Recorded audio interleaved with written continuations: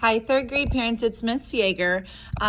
Hopefully this video shows up the right way on ClassTag. I've never done a phone video and upload it to ClassTag, but I wanted to take a second to go over assignment notebooks and how we go through work at the end of the day for work check, because I'm getting a lot of similar questions, so hopefully this can answer questions for a lot of you. So this is today's assignment notebook.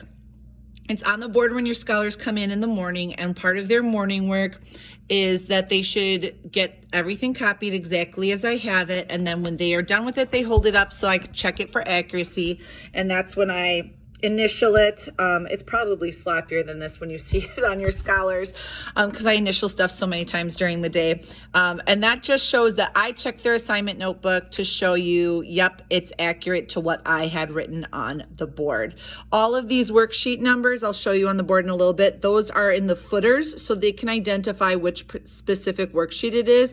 A lot of that is for my aid when I'm trying to grade stuff and enter things into the grade book. So it has our date, it has all of our subjects. I initialed it. This student has it copied accurately. If they get it done before 8 o'clock in the morning for getting morning work done, they get a bonus star. A lot of them copy it before they leave for the day. Most of the time I'll have it copied down for them, changed so that they can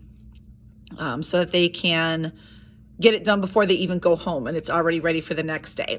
Then as we go through work during the day, we always go through examples on everything that we do so that they have examples that they can look back on. If they are ever bringing home a blank worksheet, that means they were not paying attention when we were going through the worksheets. The only exception would be math, but I'll show you in a second the notes that I usually give them for their math. So we went through Christ-Lite, ELA. I told them write down page 36. That's where the vocab words were in our book. Gave them some hints. You have 4 true, 4 false. That'll help you on that worksheet. We went through some examples for ELA. You can see on the footer, we're in Unit 1, Week 2, page 7. So it says 1.27.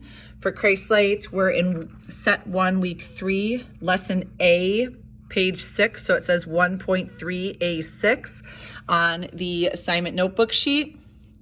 The only one that's not in the footer is I think science is the only one, and we start science tomorrow. Math, the difference is we go through our workbooks. They look like this.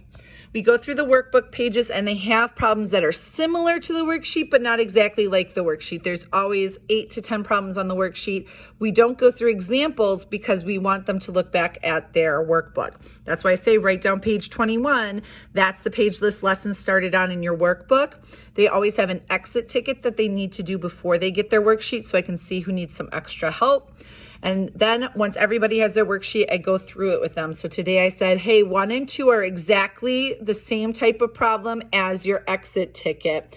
Number 3, there was an example in the workbook. I can't remember exactly what the workbook number was on that.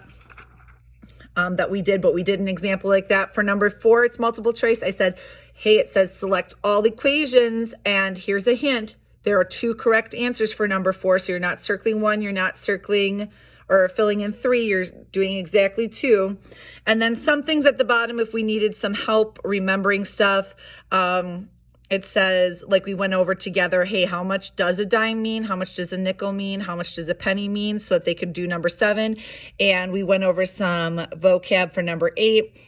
A vertex is the same thing as a corner. So when it's saying sides and vertices, it means sides and corners.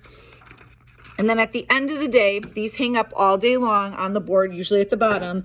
They can come up anytime during a work check to get extra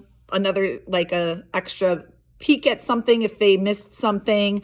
And then at the end of the day, when it's work check, all of them are placed high up on the board so everybody can see. These are all the worksheets that we got today. These are all the worksheets you can get checked off before you go home. If they're not done, every single worksheet on the board, it needs to be in your take-home folder. And here I have the workbook so that they know if you aren't done with this worksheet, you need to bring that workbook home. I don't have a Bible picture to hold up here. If they didn't finish Christ-Lite, they'd need a Bible today. Tomorrow when we do our science scavenger hunt, there will be a science book up there saying if you did not finish this, remember to bring your science book home. And then We call them back and they bring their assignment notebook and any assignments that they have finished, and I will initial on their assignment notebook so you can see that they got it checked off. So I should have uncapped this marker before I started the video. I bet that was squeaky. So let's say that this scholar, whoever's assignment notebook this is, they got their Christlate and they're reading their vocab worksheet. They got that done. So when I check it off, I am going to initial it so that parents can see it was checked off, or if for some reason I lose it, I'll say, they're like, oh, I turned it in yesterday. I'll say, show me your assignment notebook. You're right. That was my bad. They got their spelling done. But they still needed to finish ELA and math. So I'll say, you just have to finish ELA and math for tomorrow. Remember to bring home your math workbook. And then you should ask your scholars every night, show me your take-home folder, show me your assignment notebook. And if this is your scholar, you could say, looks like you still need to finish ELA and math. Show me your ELA and math. And if they say, I finished it, you would say, no, you didn't. Because Miss Yeager did not initial by it. It didn't get checked off. It's supposed to be in your folder. And maybe they're sneaky and they put it in their desk. A lot of kids did that yesterday, even though I personally watched them put their papers in their folder and they still found them in their desk. If you're reminding them of that, that will help reinforce it with them. So like, oh, I'm actually going to get called out on this at home. I got to remember to actually put this in my folder. And then if you take a look at their work and you take a look at their assignment notebook sheet just to get them in the habit, because in older grades, they'll need parents to sign off on it.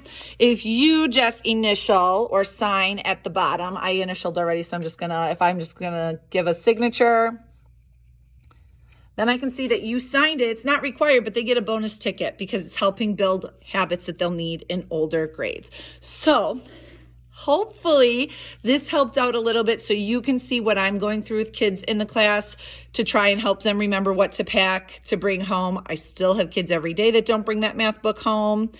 So if you're asking them every day for their folder and for their assignment notebook, you can now know what you're actually looking at. Hopefully that helps.